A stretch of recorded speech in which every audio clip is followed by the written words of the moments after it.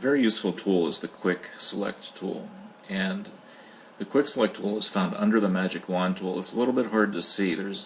We have the Magic Wand tool, 4 tools down. There's a little drop-down menu next to the Magic Wand tool. It's very, very difficult to see. So if you click here and hold, the Quick Selection tool is available to you.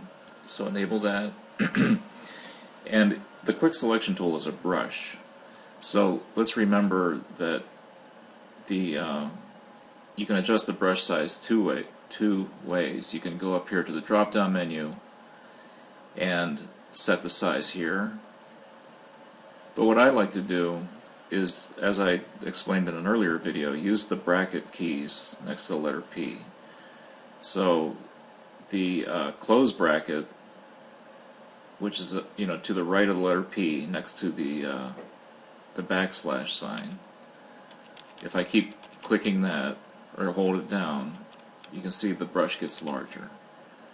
The open bracket key right next to the letter P, if I hit that, it gets smaller. So this is a key thing, because with the Quick Select tool, large brush means very broad selections, small brush means very, very fine selections.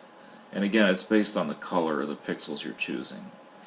So I have the brush size set, you can see on the screen there. It's at 45 points, but I like to look at it just optically to see what to get it relative to the object I'm selecting.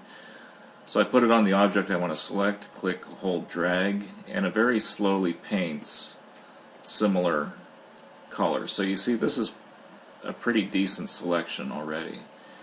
And watch, I'm going to intentionally make a mistake here. I'm going to put it inside the selection, click, hold, very slowly paint, and if I go up here it should, there, see, okay, now I made a mistake. I just wanted to select the cat's head, but I unintentionally got part of the blanket. Well, what do? Remember, if you hold down the Alt or Option key, you take away from a selection. So I'm holding down the Alt key on my PC. You see the minus sign? Click, hold, drag very carefully over my mistake, and paint it in. Now, like I said, this is still, like, let's take a look right here. I'm going to zoom in really close to show you how precise you can get with this. Let me enable the Quick Select tool. So here's this like part of the fuzzy part of his ear. Well, how the heck am I going to get that? Well, like, the smaller the brush, the more precise. So I'm going to make a very small brush, very tiny, and what I want to do is grab this little furry part here. I'm inside the selection, click, hold, very nice and slow, go in there, and that's pretty good.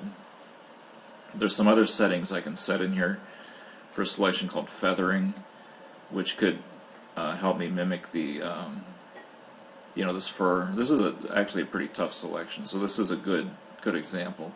And again, there's this little glow of fur on his ear tip here.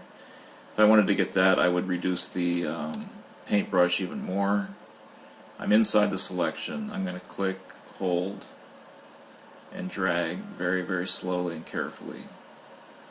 So the small brush, you can make very, very precise selections. And let me zoom out here. If I want to like just get like a large selection, I'll just increase my brush size, and I'm going to paint like from here into here to, like, just kind of rough it in. So that is, and here you can see here, like, I caught some of the pink blanket here. I would have to reduce my brush size, hold down the Alt key to hit the so I got the subtract from selection, and just paint in here. So by that kind of